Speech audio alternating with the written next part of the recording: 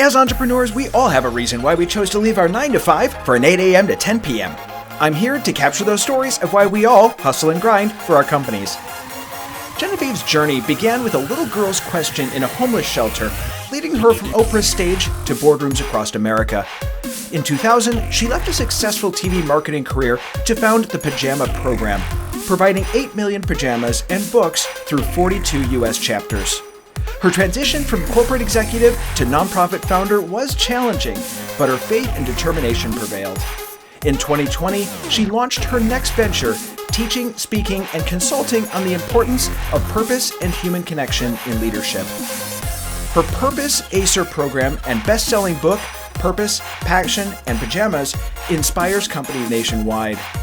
Genevieve has appeared on Oprah, Today, Good Morning America, and CNN, and rang the NASDAQ bell in 2016.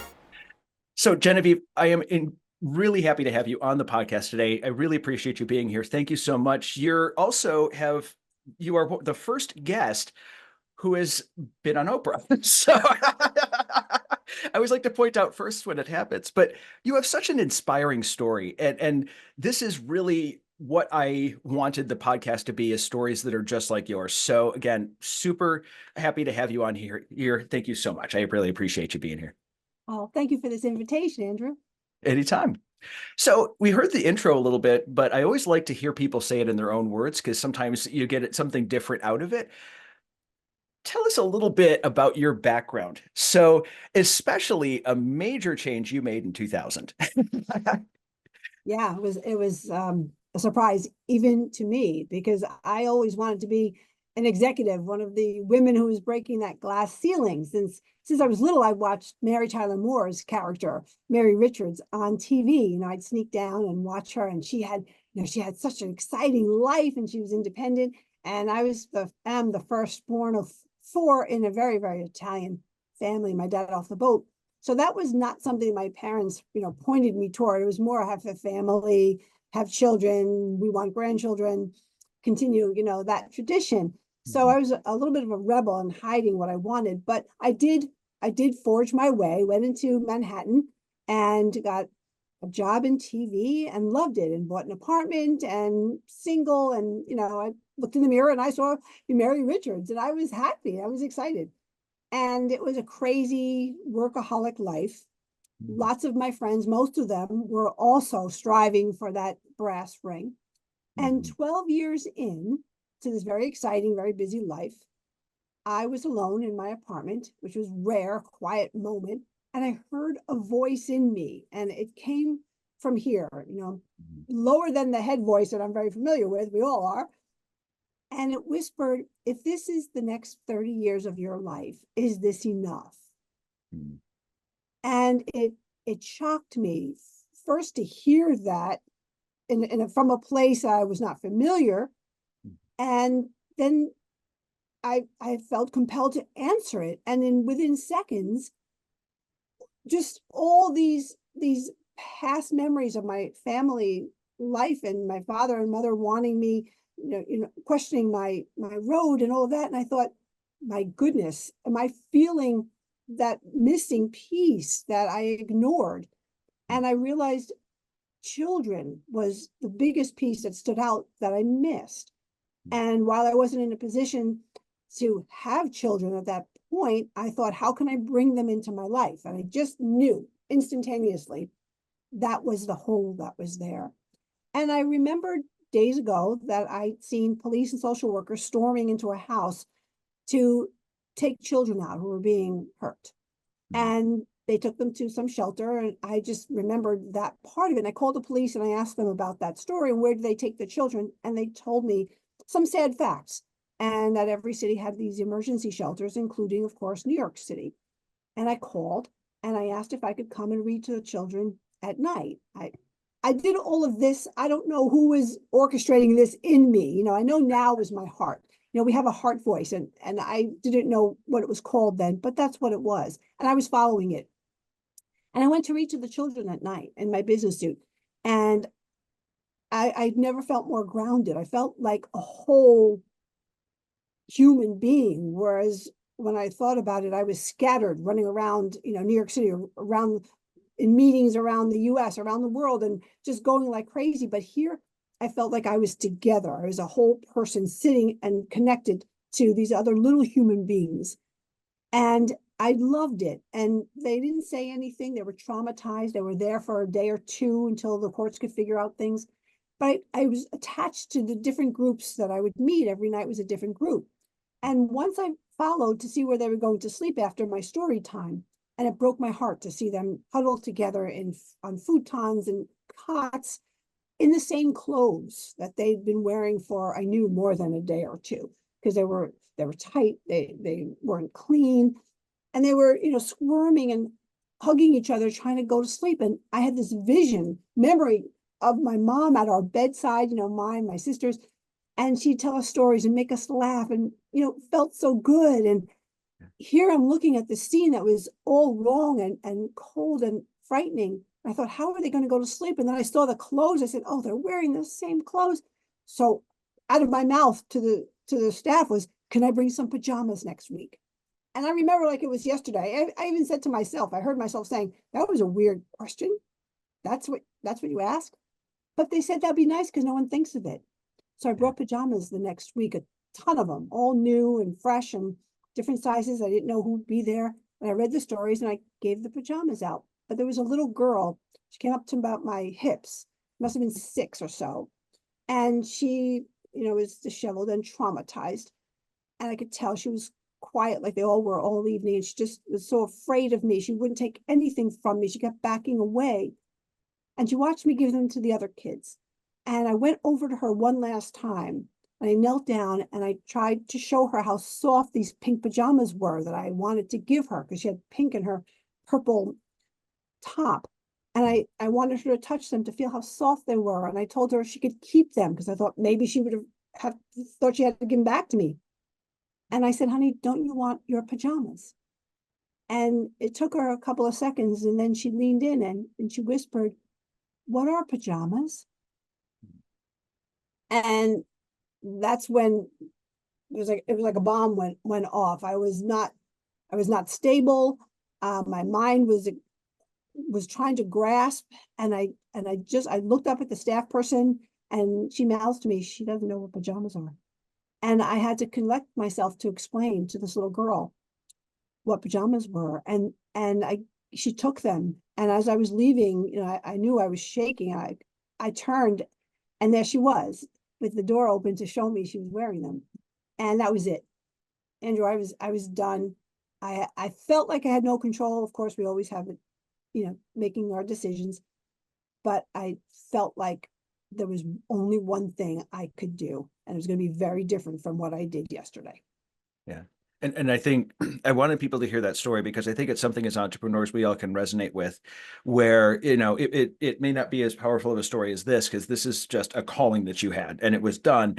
But we all have this sort of calling that we feel like we're brought, we feel like we're the kind of the black sheep of the family, that we're destined for things. We're destined for larger things. And I think with you, that was definitely the pajama story. And so first of all, thank you for following that calling, because I think I know you've done a huge amount of good with this, especially in kids in endangered situations or kids who are scared, and you were able to give them something very human.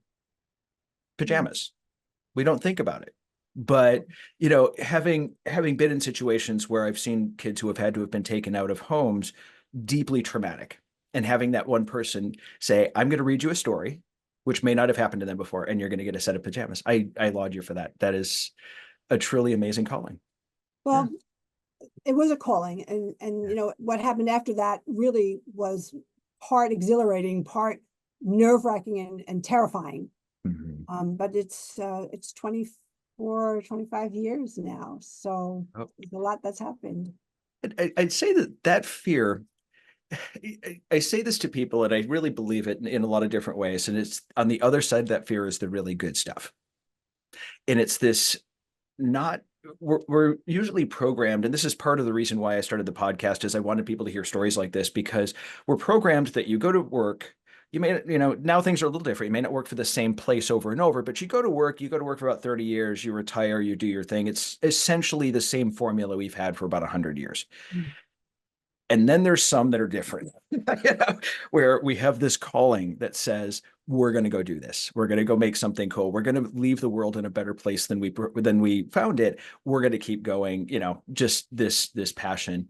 And following that is something that I think is really, really important. And listening to that voice in that stillness going, you need to go in this direction. I know I do it regularly, and it has brought me into some really amazing situations, and I've met some really cool people for it. And I think with you as well, it's been something similar. And that 6-year-old girl, I mean, yeah, yeah, Yeah. awesome. So you've taken the Pajama Program, which is the name of the program is the Pajama Program. So we'll have links and things for you, so that way then people can find it if they would like. Is it just in New York City, or it's elsewhere? Correct? You have a bunch of other. Yeah, Pajama Program is national. We have 40 got it. plus chapters around the Cool. US, and it's pajamaprogram.org.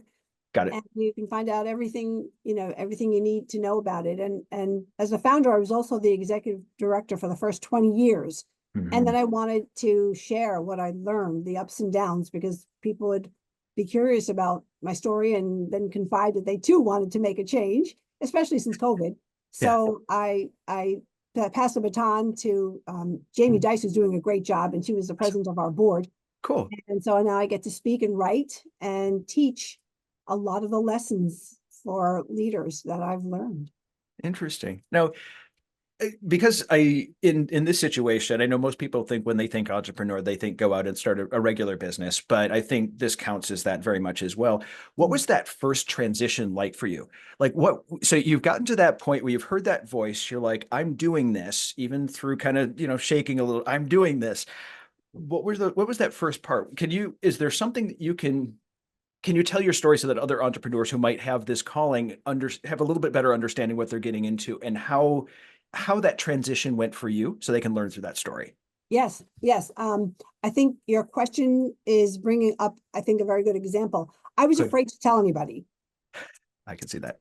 And I think because I also coach, a lot of people are in the same place. If you started one direction because maybe somebody suggested it, maybe you're following your family's footsteps, everybody expects you to be this or that, and you did start out, and maybe you are more than 10 years in, like I was, you really are afraid. I was afraid of what people would think because I knew it was crazy, and people didn't, that in my family, in my world, didn't do that. I wasn't brought into the world by an entrepreneurial father or mother who said, oh yeah, you're going to take chances and just do it. No, it was get a good job Mhm. and, and retire from it. So I didn't know what I was doing. I was very afraid. I also, because it was giving pajamas to children, I thought, how am I going to pay a mortgage? I'm responsible for these financial things, and I'm not a saver. So I didn't have, what you should have, 3, 6 months at least. I didn't. And if I was going to say, I'm going to now study to be a CPA or a doctor or a veterinarian or, a dancer, there are courses, there are places you can go that are respectable career, career avenues. But to me, I just couldn't wrap my head around, how am I going to pay bills? And the thing was, it wasn't a priority. The Yeah. priority was, I have to do this. I don't know why I have to do this. And that made it all the more difficult for me to open up.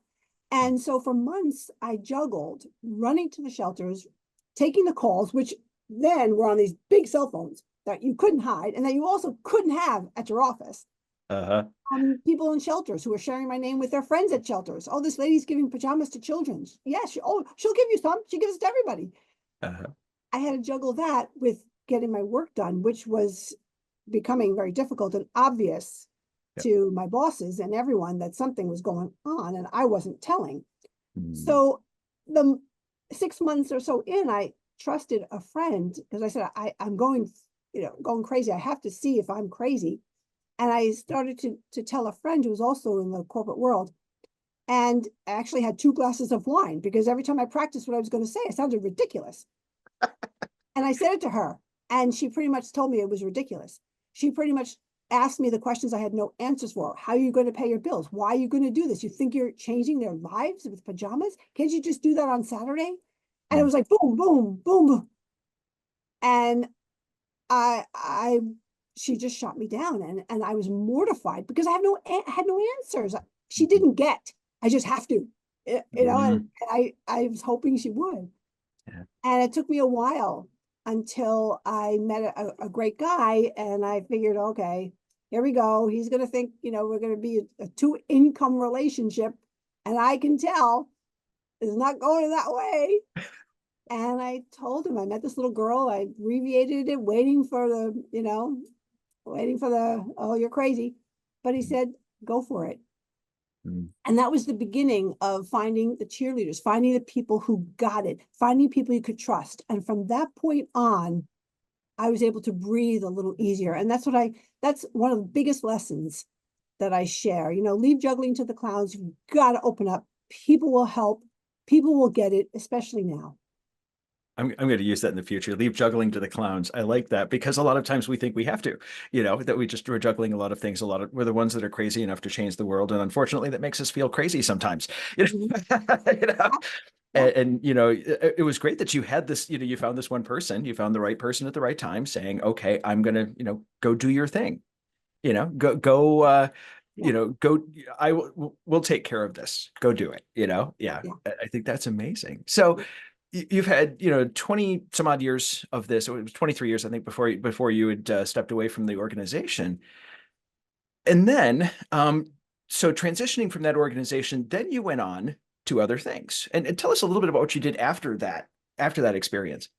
Well, I always wanted to write a book, and I'd always have people come into my office at Pajama Program and close the door, and I knew what was coming. You know, I don't want to be a doctor anymore. I Yeah. don't want to be this anymore. I want to teach, but my husband's not going to be happy, blah, blah, blah. I knew that was coming when the door closed and they sat down, Mm. volunteers or, anybody. And I knew I wanted to write a book because I would tell them the truth. I would tell them stories like I told you, and there are a lot of them. And I filled a book with them because I felt that that was doing right by people to say, you'll never find a more rewarding life. You have to follow your heart because you will have regrets in that rocking chair at age 90. Yeah. But it's not always easy. And the number one thing you have to do is find some people who are supporting you.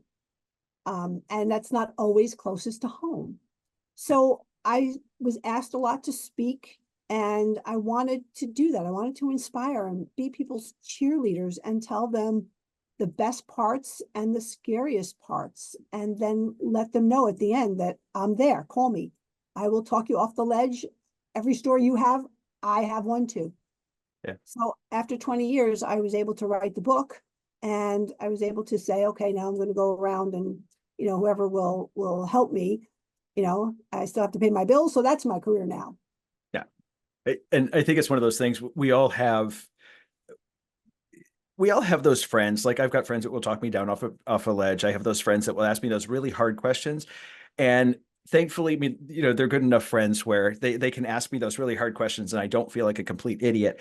But I think each person like that has a part in your life where it's like, what are you going to do? What is your plan? What are you thinking? When we're in visionary mode, we sometimes have trouble seeing, the realities of things. And I like the fact that you did that.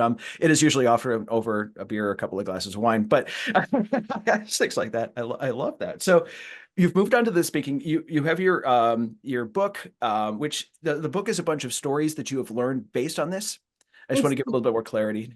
it's the journey, and Awesome. it's the ups and downs. It's chronological. It's about Cool. what was going on in my life, what was going on with Pajama Program, where the lows came. Uh, Some of the lessons, every chapter is a lesson. One of them is leave juggling to the clowns.